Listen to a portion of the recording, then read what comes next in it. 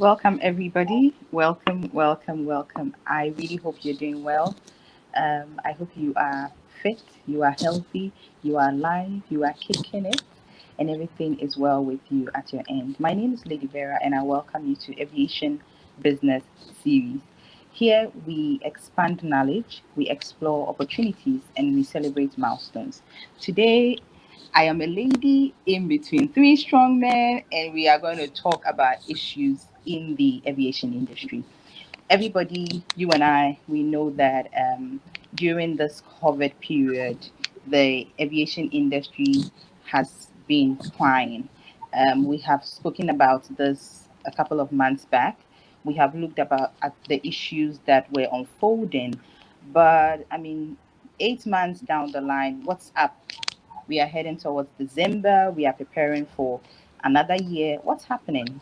What are the developments? And so we called upon our experts to help us look at the new developments and the way forward. I am joined here by Mr. Ebow Quayson. He is an aviation enthusiast. He loves everything aircraft, everything plane. Yes, he does. But also, he is a banker by profession.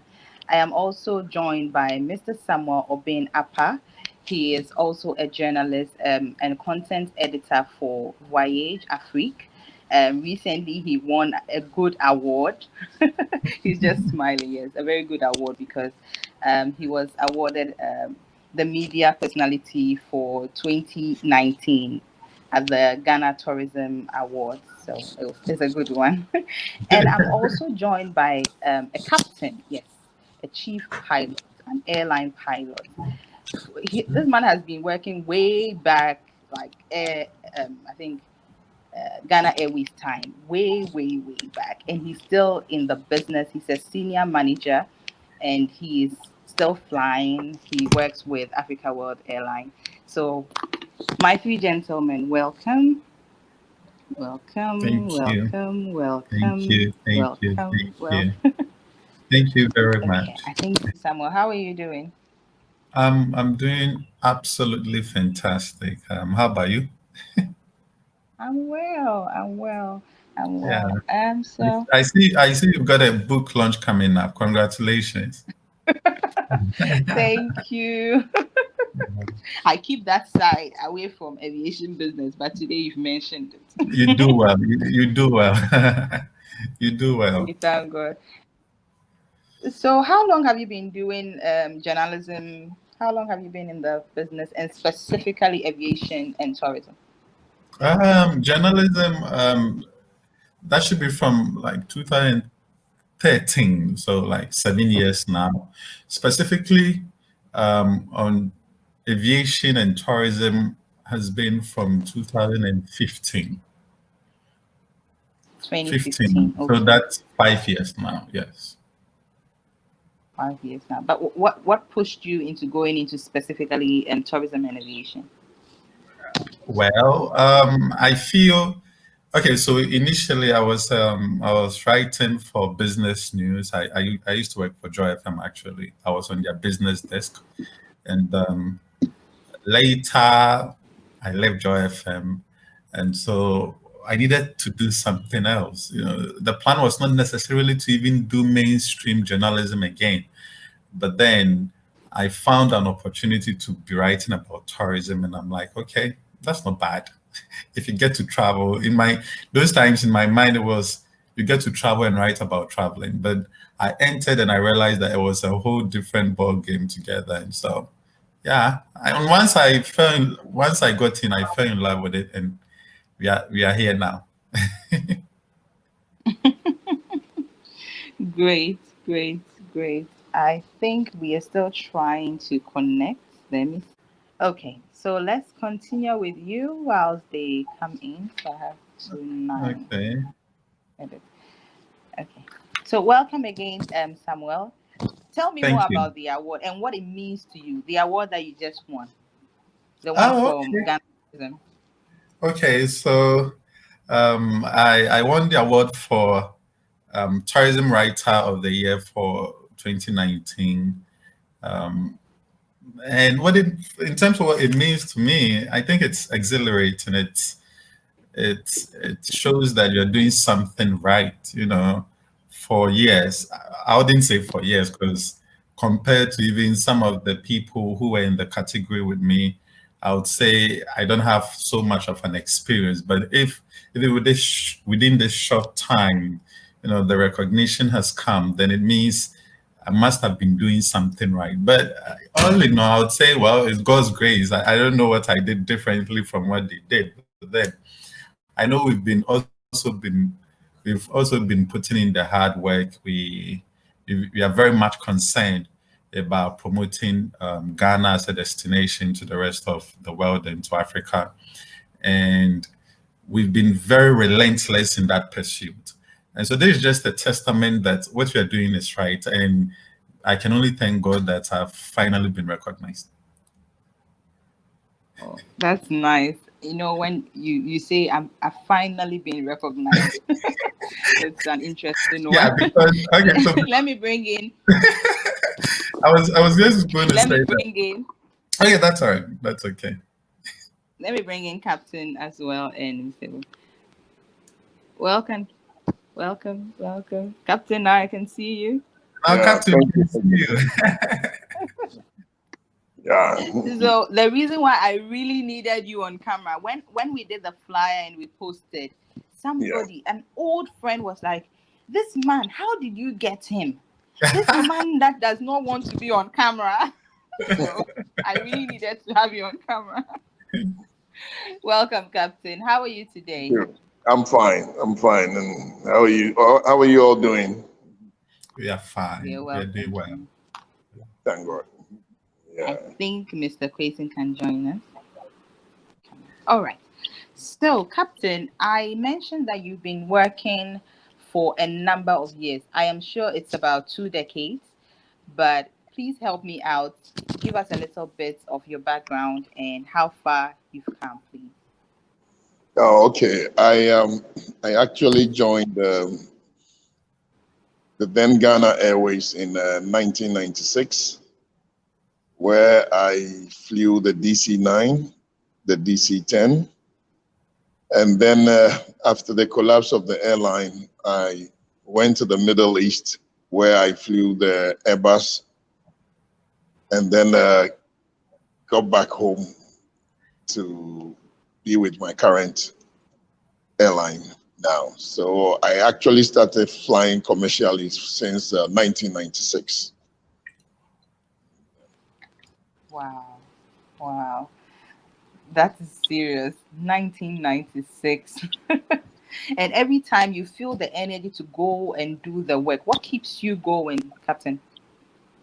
It's for me, it's more of a hobby than a job. It's something I really love to do, something I've wanted to do since childhood, and it's the challenges that you meet every day. It's quite different from the normal 9 to 5 job where you go and then you have a task put on your table for you to do. It's every I'll say every departure is a new challenge. Every landing is a new challenge. Every phase of a flight is a new challenge. Mm-hmm. It's really true. And today with our topic, we realize that we have been faced with one of the biggest challenges in the industry, COVID. I know that we've had some kind of flu before now, but I'm sure it was not like COVID. Can you really tell me a bit about? I don't know whether you were around when the other flu came in, and some airlines had to rest a bit. Can you tell us a bit Um, about? yeah, myself in my career, I've experienced the 9/11. I experienced the bird flu, the SARS, and then now the COVID. COVID, I think, really hits the airlines hard than the others. Yeah, we experienced Ebola, but Ebola was not that widespread. Bird flu was, the SARS and bird flu was mainly hit most airlines that were operating to the Asia regions And I can say the rate of infection was not as bad as it is now. So even though it hit some airlines, it hit the cargo business, it hits the bigger airlines, but some airlines in their domestic operations or regional operations were really not affected like this virus or pandemic we have now.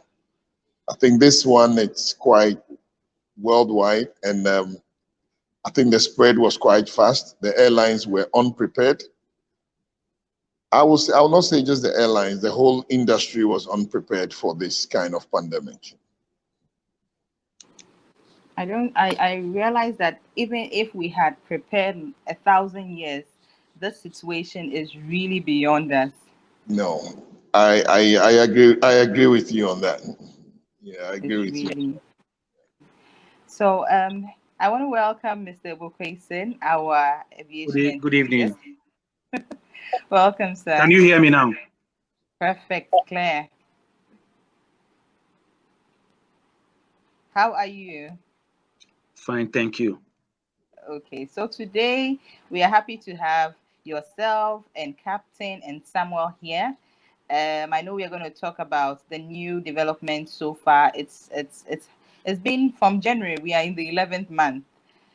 What is happening? What are we looking forward to? Are we going to be staying at home, or are we flying halfway? And things like that. So I just want us to look at the unfolding issues. So now that you are here with us, please, you can start. Anything happening in the aircraft side for us to know? Thank you very much. A lot is happening. Maybe I'll just take one aspect, then maybe Captain and then Samuel. First of all, thank you for being part of this program. Captain said before the introduction, a lot is happening.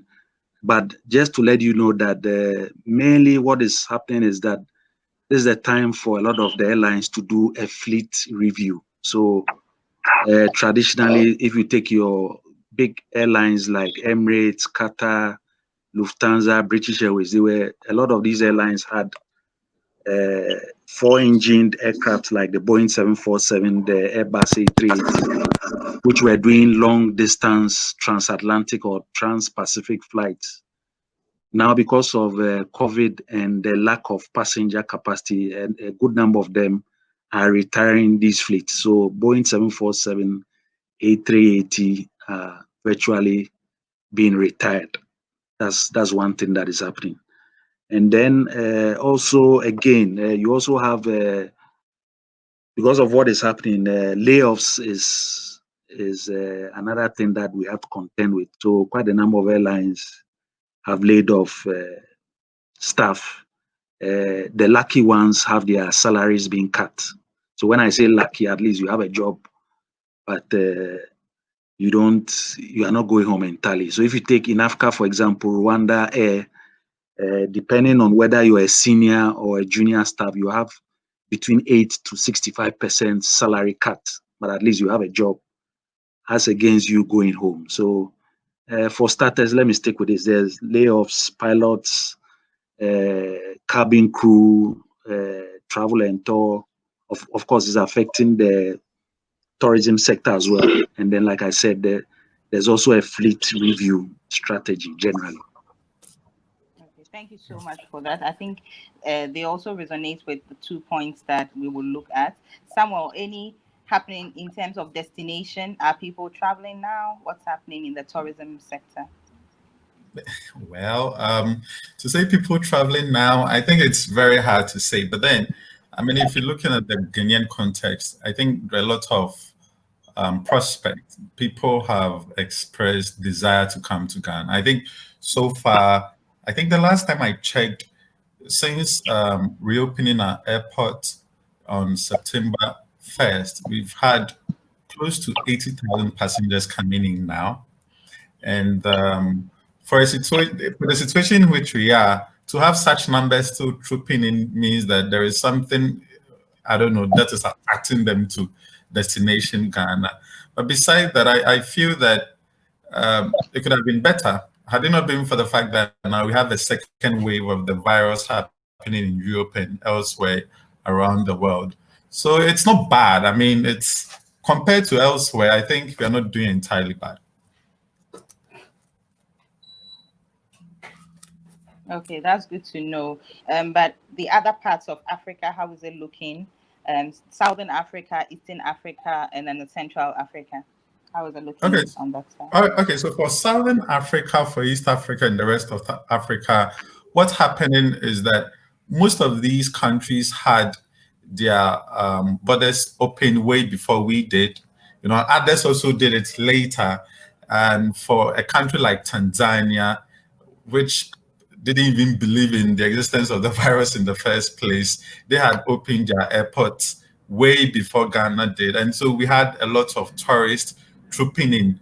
But then the situation is still dicey there because for them, reporting cases had become very difficult. They don't even want the populace to be talking about it. You know, South Africa too, you know, the government suffered a lot of pressure from the people to even open liquor stores so that they could go and get booze and all that. But then I feel that there are lots of things happening. But then if you compare it to what we have in Ghana here, our situation is a bit better. Because in terms of how we've managed to deal with the passenger flow and everything, I think Ghana is not doing bad. Okay, thank you for that. We think Ghana is not doing bad. Captain,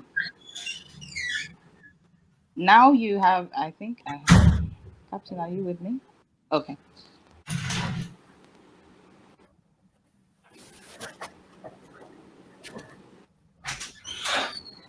Okay, so maybe before Francis comes, I can add on to what Sam said. Okay, please go ahead. So generally in Africa, I think that some countries are open. So, for example, I see Rwanda come to Ghana. Ethiopian Airlines still comes to Ghana. Egypt comes to Ghana. Kenya Airways is coming to Ghana. South African Airlines, of course, has collapsed. Air Mauritius has collapsed. So it's not that bad. Of course, it's not the flight frequency is not before the pre-COVID era, but we have airlines still coming in. And surprisingly, this is a time when even Qatar Airways since 2008 had been rumored to be coming to Ghana. They never came. But lo and behold, they came in at a time when we were in COVID period. So like you said, I think Ghana has managed the situation well. And that is why our airports in the country is generally attractive to foreign visitors.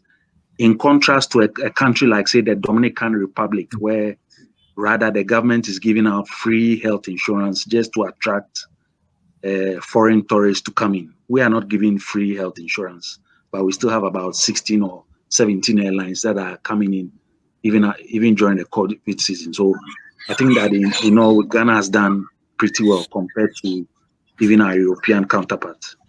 Okay, should we be fully happy or somehow happy where we say airlines are coming into Ghana, but as a country we don't have our own? How do we look at our joy? Well, I'm not. I'm not. I'm not happy about that. That's another topic for. That's it now. I strongly believe, and I always look at Ethiopian Airlines as my model. The Ethiopian Airlines, Emirates, prove to you that you can use airline as a growth engine for the economy. Or even Singapore Airlines. Look at Singapore Airlines, what it has done for Singapore. So for me, it's good that we have a national airline. So hopefully we'll use this period to reorganize and set up. Around this time, I'm aware that Uganda is also about to set up a national airline. They've even ordered the 2 Airbus A330-800 series aircraft. We expect that before the end of the year, the aircraft will be delivered. And given the COVID season that we are in, this is a time when aircraft are also selling cheap. Because Boeing, Airbus, Bombardier, Embraer, they all have aircraft orders that people are not taking up now. So this is the time to buy aircraft that are lying fallow, for a lack of a better word. you get it cheap, and then you get to use it to how do I say it? Especially for us that we are, at least we have a booming domestic sector, so we can start initially within Accra, within Ghana, and then probably West Africa. When the COVID goes down, then we can move outside into Europe and other areas of Africa. Okay, I want to come back to the cheap, but before I come back to that less expensive word, whether it works for us in terms of, does it bring down the quality of the equipment or it doesn't? Welcome back, Captain. Thank you. Thank you. Yeah, can you? We have him now. Yeah, can the question come again? Okay, so right after Ebow mentioned about slashing of salaries and the work environment in general, I really want to find out from you, who has worked outside Ghana and is now with an airline in Ghana, whether the Ghanaian airline has treated you well during this COVID period. Have they been able to manage the staff well? Oh, I think we did it. We've done a good job. I mean, it's not an easy thing. Revenue has been lost. Bills are there to be paid. They were paid. Things have changed. Traveling has changed. So I think it's tough, but they did a good job. The authorities, the regulatory authorities, the airlines, generally all the airlines around, I think they did a good job to keep themselves going till now.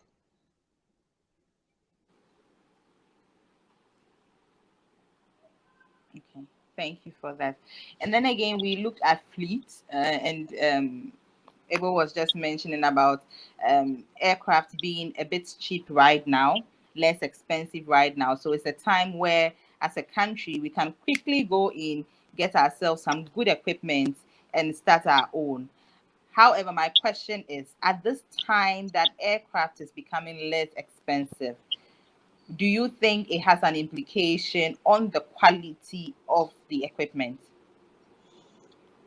Oh, no, I don't think that the quality of equipment is not going to be affected in any way. Safety is something that in aviation is the main priority. The manufacturers always put safety as the priority. Aircraft being cheap as of now, I don't know whether aircraft is cheap, but I can say maybe there's a lot of aircraft on the market because a lot of the airlines are putting down some of their aircrafts. The question is whether those aircrafts on the market will suit other operators' needs, because I mean, I wonder which airline or operator is still looking at 380 now. It's going to be very difficult to fill an aircraft like the 380 now to make some profit.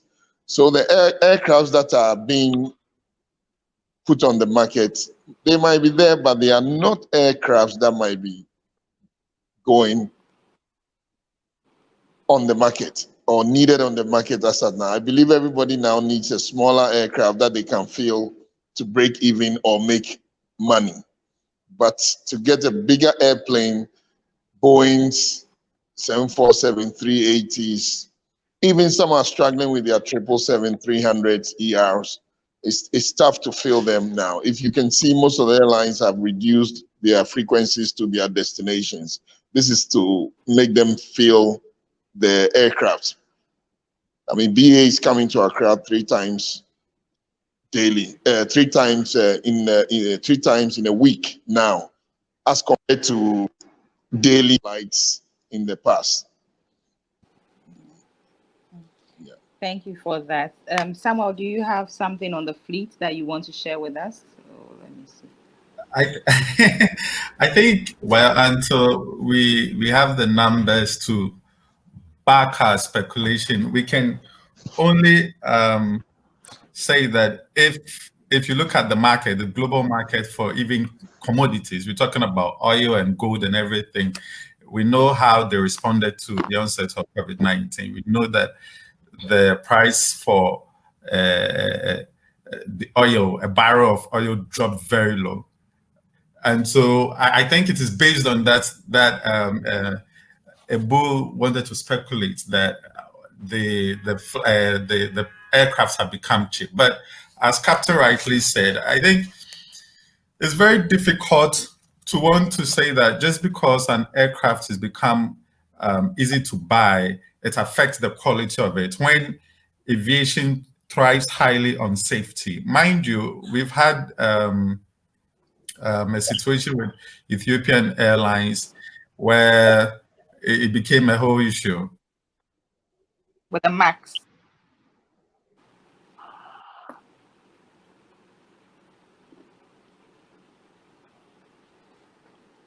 Hello, someone.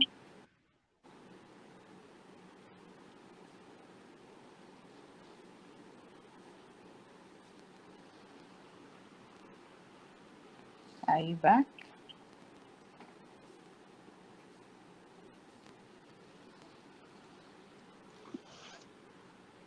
Okay, interesting. I'm so sorry for the hitches. So let me also go into the issue of human capacity in terms of, are we, now that borders are opened, and I know some other borders are also being reclosed, how are we managing the human factor? We let the people go and they come back. Do we put them on contracts? What are some of the developments when it comes to management of human capital? Ebow, would you want to start?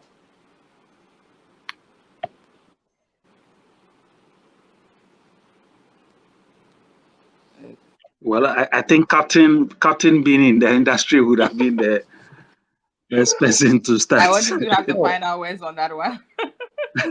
Oh, it's what I would say is it's basically you're running a business, and aviation is people are employed based on the fleet.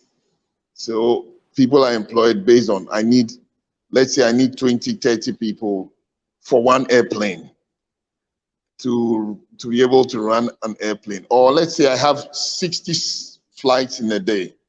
And then all of a sudden now, due to the pandemic, I'm doing 15 flights or 10 flights a day. It's going to be difficult to keep all your staff to work with this kind of schedules that you have, reduced schedules. So definitely, people have been put on furlough. Some people have been made to go home, which it's very difficult for the airlines. But unfortunately, if revenue is not coming in, there's no way they can keep all the staffs that they had in the past. Very true. So I'm going to try and do this individually so we could get it better. And I want us to look at moving forward. What are the, let's say, 4 strong areas that as companies in commercial business we should be looking at? Every time we hear about aviation and COVID, everybody says this is the time to plan. The question is, how do we plan? What are the things that we should begin to plan on? We are planning on what? So let's take them one by one so that we help the big people in management position to know that we also care and we have a say. So Captain, would you start from that? What are the areas that we should be planning towards? Oh, for now, it's I think for now every airline has to take it step by step.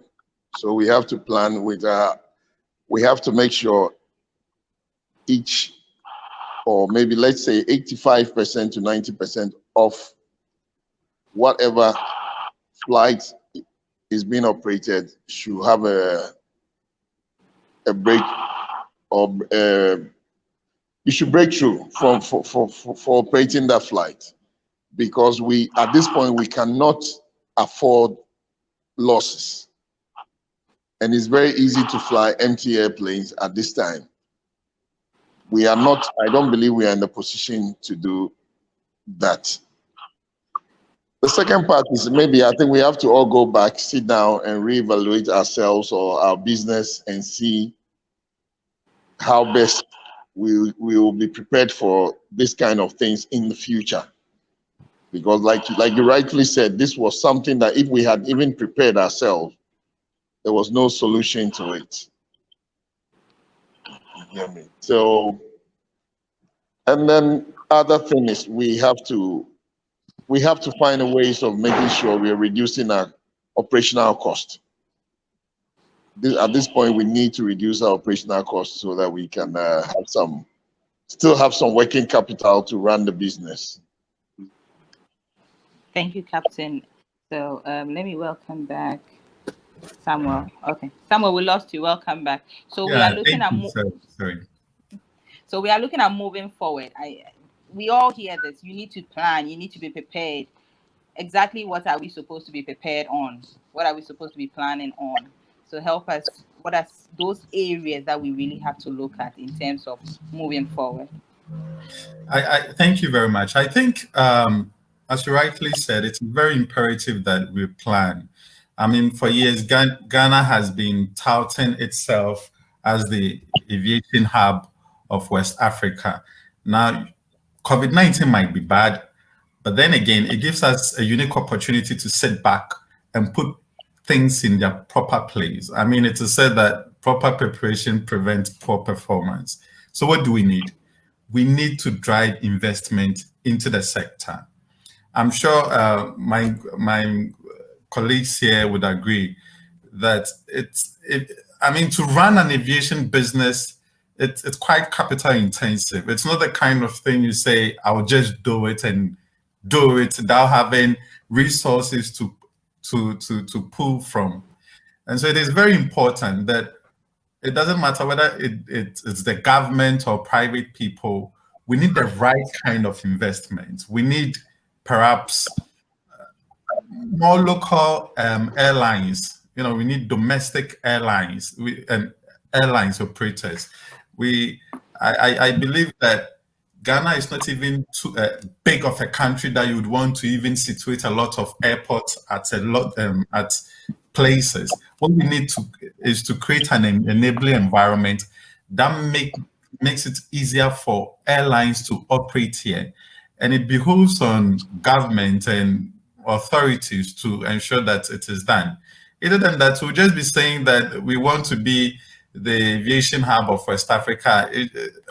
It doesn't make sense when, for instance, we don't even have a national airline, when we don't even have so many of our local players on the aviation market. So that's where we need to start from. More investment into the sector, and we can move forward. Okay. Thank you for that. More investment into the sector. Ebow, please, would you like to add some few other points to this area? What we should be planning on? Yes. So if I look at Ghana, for example, so I'll say that in our quest to set up a new national airline, this is a time to look at the strategy. So typically, in the past, all our airlines was just passenger. This time round, we should be looking at a strong passenger, strong cargo side of the business. So if you look at Ethiopian Airlines, Emirates, Qatar, they've survived largely around this time because even though the passenger numbers are not too good, the cargo side is very strong. So we need to look at a good mix of both passenger and cargo fleets. That's number one. Number two, the concept of self-check-in is also not too popular here. But for social distancing reason, we need to look at the concept of self-check-in so that before I come to the airport, I've already checked in and there's very little interaction between the passenger and the airport staff. Number three, I think we also need to look at one, I said we should look at cargo. Two, self-check-in. Three should be the issue of using digital payments. So if I need to pay for my ticket quite a number of times now. You walk to a travel and tour, you walk to the airport, go to the airline, go and pay. Now, because of COVID reasons, we need to look at the increased focus of using digital payments, mobile money, e-commerce, so that I can pay ahead of schedule without walking to the airline's office or a travel and tour company. Those will be my input. All right, thank you so much. Okay, now I'm and we'll just take about 10 more minutes and we are good to go. Okay, so the question that I have is on moving forward as a people, the area of localization of tourism, where we used to want to go for holiday, maybe in Dubai or in London. Now that London is closing up again and Germany is closing up again, how do you think that we can bring out the taste of tourism to the local market? People should begin to have that taste for tourism in the local market. Samuel, will you want to start? Yeah, sure. I believe that people really want to travel, and it's up to those responsible. I'm talking about Ghana Tourism Authority. I'm talking about the Ghana Tourism Federation. I'm talking about the Tour Operators Union of Ghana. It is up to them to project or promote Ghana to its citizens. You know, there are people who would really want to travel, but as to first, where they would want to go, they don't know. As to what they are going to experience, they have no clue. Then there is the issue of price. You know, people have said that, and it is true, Ghana is relatively a more expensive destinations compared to others, where you are even getting much more experience and excitement and everything. If you look at the things that we have here, if someone would want to come to Ghana to experience a ecotourism, or maybe experience a waterfall, if you benchmark what we have here to what is, say, in Zimbabwe, I don't think anybody would want to come to Ghana. So first, what are we looking at? What product are we selling? What is it that we want our own citizens to experience? And that's where all these players that I've mentioned need to come together, promote Ghana. We did well with the See Ghana, Feel Ghana, Eat Ghana, Wear Ghana campaign. And I believe this is the time that we need to intensify it. I remember in 2007, between 2017 and 2018, we had as many as 50 tourism ambassadors appointed to sort of promote Ghana, the destinations and the attractions that we have to our people. I believe this is the time we need to even make use of them. This is the time we need the Sarkodiyes, the Stoneboys, the Jackals traveling and telling people that it is safe to travel to Kakum. It is safe to travel to Mole. It is safe to travel to Nzulezo, so that the people who go there. No one is traveling from Europe to Ghana, you know, as before post-COVID-19. So if we need to get our tourism back, it behooves us to do it ourselves. And that's where I feel we should look at. It's domestic tourism now. I don't think we can even bank our hopes on the international market for now. It might take time. The UNWTO, that's the United Nations World Tourism Organization, said the recovery rate might take between 2.5 years and 4 years. But even with that, it's still not clear, because now we even have the second wave of the virus happening. And people are expecting that we will experience same in Africa, which means coming to Africa or coming to Ghana might be very difficult. And so if you want to save our tourism, the best way to go is to promote the destinations to our own selves and ensure that we go to all these destinations to experience what is there. Thank you for this. I'll bring in Captain now. Yes, Hello, Captain. I think Samuel said it all. I think I agree with him. I think the problem we have is if we want to get people in. We need to, just like the Emirates did, Ebow also mentioned earlier, Emirates was promoted by tourism into Dubai. Basically, the airline was selling Dubai. That's what the airline was doing, selling Dubai. We are currently here.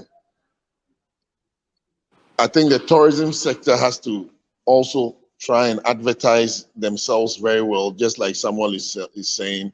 I have people who came to Ghana and drove all the way to Buzia Beach Hotel in somewhere in the Western region, and they planned to spend 3 days or 4 days there. They drove all the way there. It was they came back saying it was a nice place, but when we got there, after driving 4 hours to get there, there was nothing to do. Beautiful hotel, beautiful beach, but there was nothing to do. So and there are so many examples. People coming to the Volta region have to stay in traffic 3-4 hours around Pampram before getting to their destination, and then they find out there's nothing to do there. But with this pandemic, I think a lot of Ghanaians realize we can do things in Ghana. There are things to do in Ghana. There are beautiful places to do to go to in Ghana. But when you get there, there is nothing to do. It's just you sitting in the hotel and doing nothing, which is not the vacation people want. So I think the tourism department needs there's a lot of work to be done from that end as well. Thank you, Captain. So here we go, Ebow. We are linking this to tourism because aviation happened to be in the middle of a chain. And so if there's no destination, if nothing is happening in both destinations, then travel becomes an issue. So tell me something about it. Yeah, so I align with what Captain and Sam have said, and I'll go further to say yes. So it has to be a collaboration, concerted collaboration between tourism and aviation sectors. But let me also go ahead and let me say that. So we say we want to make Ghana the aviation hub of West Africa, but how would that be done? Captain has said what Emirates has done for Dubai. But in our case, if you look around the world, we have the Paris Air Show, we have the Dubai Air Show, we have the Singapore Air Show, we have the Farnborough Air Show. We tried doing something in 2018, which to me was not really an air show. An air show that for most of the time we were in conference centers. Air show means you're on the airfield, you see aircraft take off, land, you can walk into a cockpit, sit in it. Those are the things that we need. So we can quickly position ourselves to have something like that in West Africa once a year. Of course, that cannot be done now because of COVID, but once COVID wears off, that is something that we should quickly seize the opportunity and capture that market so that once or twice in a year we have that issue. We have the big manufacturing companies coming here to display their aircraft, and that alone will bring that tourism. And again, the government is doing some work on promoting, on establishing domestic airports, and that's where tourism will come in. So, WA and the whole airport, for example. So, like Captain said, you sit in traffic 3, 5, 6 hours in traffic. By the time you get to the tourist destination, you are even too tired to enjoy whatever they have to show you. So once these airports are live, we have the airlines flying there. You can have, for example, Fridays, people flying to say Cape Coast or WA or Ho. They go and look at some tourist activities. Sunday evening, Monday morning, they are back in Accra to work. And you can have several of such weekend packages, and of course with coordination with the various hotels in that area. In that way, even the hotels are busy, the airlines are busy because there's a jam. So you have a tourist who comes in to Accra for maybe a week of business. He comes in Friday, he hears there's something at WA or Ho. He travels today to Ho. Sunday he's back. Monday he goes to his business. And that's how we capture it. That's how we capture it. Captain, let me chip in this question. With the cost of operation of an aircraft and an airline in general, can we be looking at such short trips within Ghana with the embryo or the bombardier, that how do we go about it? Will we make it? Oh, I think we will make it. I think we will make it. We will. I think we will. We will make it.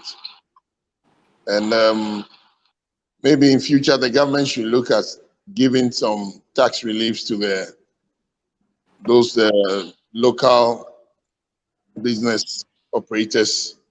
And I think it shouldn't be a problem. We will. It's not. It can be done. All I'll say, it can be done. Captain has some more to say, but for now it can be done. The rest of it will consult you behind.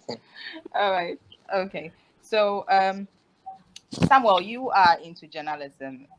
COVID came in and everybody has been talking. Everybody has news, and sometimes there's so much information that it becomes information overload. And my question is, moving forward, what are just a few areas that we should really be concentrating on to bring down too much information or even misinformation? Thank you. It's a very interesting question you asked. I mean, in this age where there is proliferation and saturation of information, aided by new media, new technology, and everything, I think it is very difficult for us to do that. Well, it explains why, in certain respects, government even steps in and want to control some of these things. I believe that we have individual responsibility in that regard. I mean, if you are spreading bad news and you know it's bad news, sometimes I feel your conscience should tell you that, hey, what you're doing is bad. You don't need government to come and tell you what you're doing is bad. Then again, if government decides to step in, set up the checking mechanisms to filter information, how it is disseminated or how it flows, then there's the issue of suppression of the media and everything. So it's a bit dicey. But if you ask me, I think we need to be very ethical. I think we need to be we need to have that awareness. We need to be conscious about the repercussion of some of these information flow. That way, if you are very self-aware and we are very ethical, I think, as I said, you don't need government to come and tell you that, hey, what you're doing is bad. You don't need even your fellow individual to come and tell you that what you are doing is bad.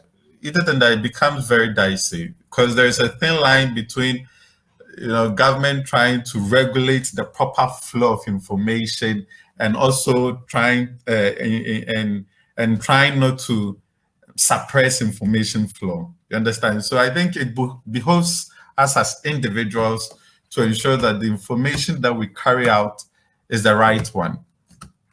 That's what I can say for that. Thank you. Ebow, something on information. Everybody is talking. What should we be looking out for when it comes to good information, credible source of information? Well, so I think that what somehow largely agree with what Sam said, especially in these times. So, for example, there's this debate on whether it's even safe to fly at this time. I don't know if you read through the literature. Some people are saying no, the air filters in the aircraft are not safe enough. Some people are saying no, this is biograde material, it is safe enough. So all this is part of the misinformation or good information or whatever information name you want to call it. But thing is, I think we should rely more on what the regulatory authorities will say. So in the case of us, in the case of Ghana, your Ministry of Health, your WHO, your Food and Drugs Authority, Ghana Standards Board, etc. And then the airlines are doing their part. That's why now, for example, you have to go early enough. You carry your own sanitizer. They do some sort of screening, etc. So all these things, let's just cooperate where we have doubts. The sources for confirming or otherwise of the information are always there. Let's stick to the official channels, not social media. Welcome back, Captain. we just Thank you. we are trying to wrap up with too much of information. I don't know if there's a word like that, but information overload is happening. It's happening. Like, something on that issue and how we can be a bit more careful, whether we are the ones giving the information or the people receiving the information. Oh, I think the most important thing when it comes to information or when it comes to people, especially in aviation, aviation is a kind of a technical field. So I think the best thing to do in aviation, we take information from the experts and from the right sources. We have the regulatory bodies, we have the airlines themselves, we have the the airport authorities and all those people. I think we should take information from the right sources than to just say things to people. I mean, we have so many experts in every corner of this world who will give you information that are irrelevant. So I think when it comes to industries like aviation and stuff, we should take information from the experts in that field. Thank you for this. I think we have looked at generally a bit of everything happening right now. If there's any area that I have left out, please, I'm ready to hear from you. Any area that you want us to talk about. Captain, would you want to start? Anything? Oh, I think we covered most of what we are supposed to. So all I will say is the COVID is still with us. We all want to travel. We should just try and follow the protocols that are given to us and wear our face masks as the airline requires us. It's a difficult thing to do, but we have to do it to be able to keep safe and to come back to our normal life and enjoy our flights as we used to do before the pandemic. Okay, thank you so much, Captain. I have a personal one for you, but let me take some final words from Samuel before I come to the personal one.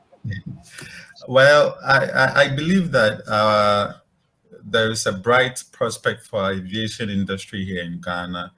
And I'll reiterate the point about driving investment into it.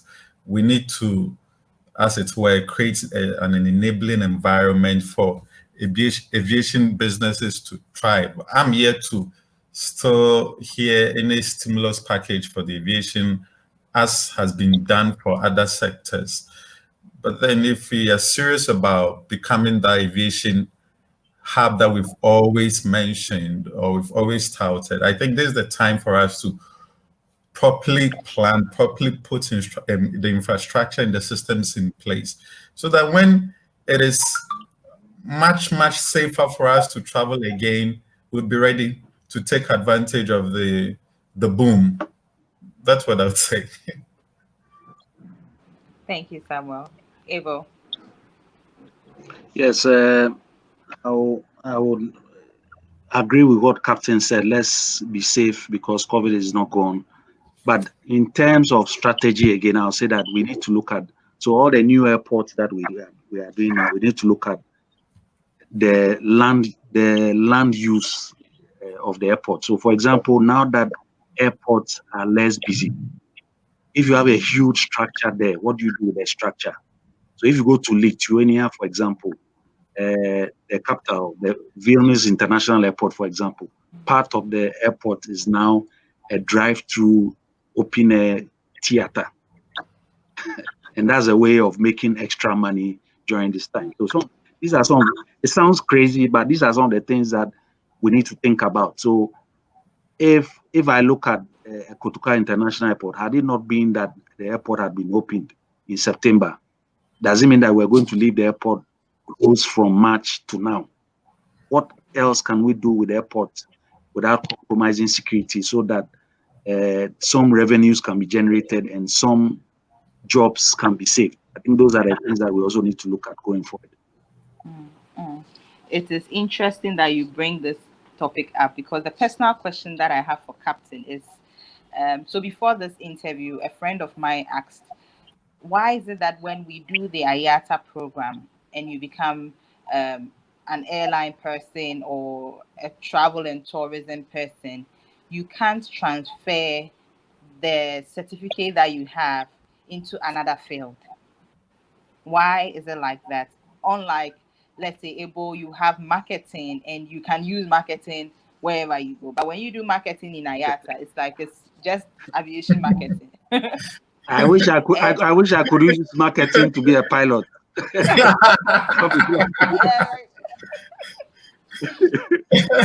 her question to me was, for me, it was relevant because she was looking at what happens if we close down again. Does it mean that all these people cannot work anywhere else?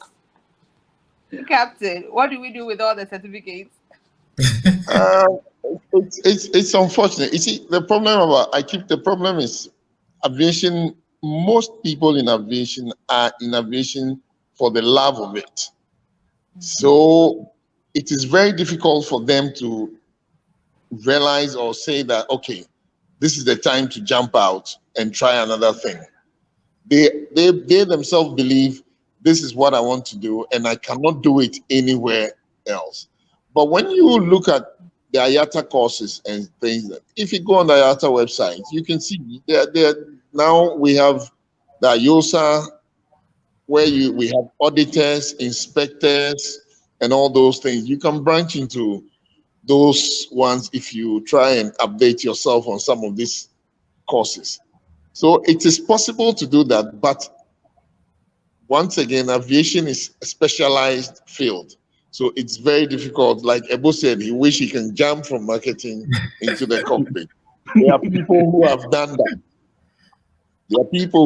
that. I also wish I can jump from the cockpit to the marketing side and have a 9-to-5 job. All right. So on that note, I would want to say thank you, Captain Francis Kudjawu, Mr. Samuel Obeng Appah, and Mr. Ebow Quayson. Having three gentlemen on my panel has been nice, exciting. I've learned so much. I believe my audience to have taken more than 1 or 2 points. So thank you for coming, and I look forward to having you physically on another day. Thank you. Thank you. Thank you. Bye-bye. Bye.